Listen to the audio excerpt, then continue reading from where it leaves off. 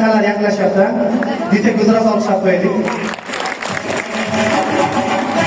Demak, bizda 67 ball bilan Mamazokirova Mohchehraxon taqdirlanadi. Marhamat.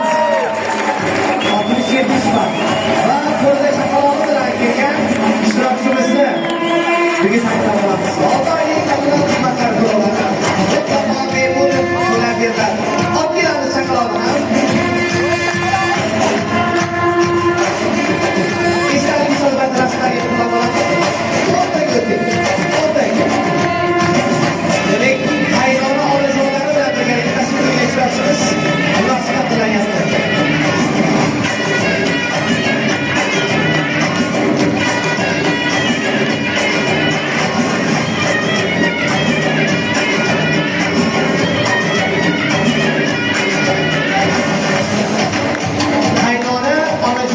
Yukarıda malda kanalını aytgandek, mana kelin oilasi uchun 6 oylik to'liq kommunal xizmatlar to'lovini yutib berdi. Albatta, nima bo'lsa, yangi oila uchun rahmat.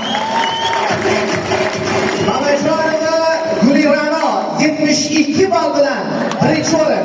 6 oylik to'liq kommunal butun xalqimizga bir manzur bo'ladigan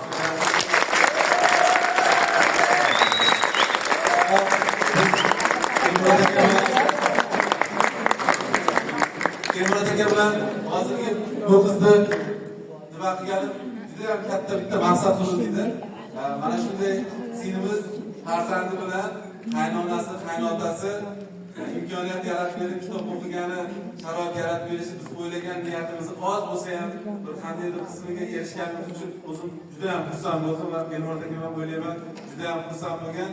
Mana shunday singillarimiz bilan onalarimiz, opalarimiz hammalari sog' bo'lsin. Keyingi bir tadbirlarda ham mana shunday bundan ham ko'tarinki qilib bir sovg'alarimizni yana ham bir nimasini nufuzini ko'tarib birgalikda ishtirok etish kerak bo'lsa biz yana mahallalarga borib o'zim mana shunday bir nimalarda ishtirok etamiz va yana Temurod akamdan o'ylagan yaxshi tadbirlarimiz bor. Mana shu tadbirlarni birga o'tkazamiz. Menimcha bu faqat yaxshilikka bo'ldi.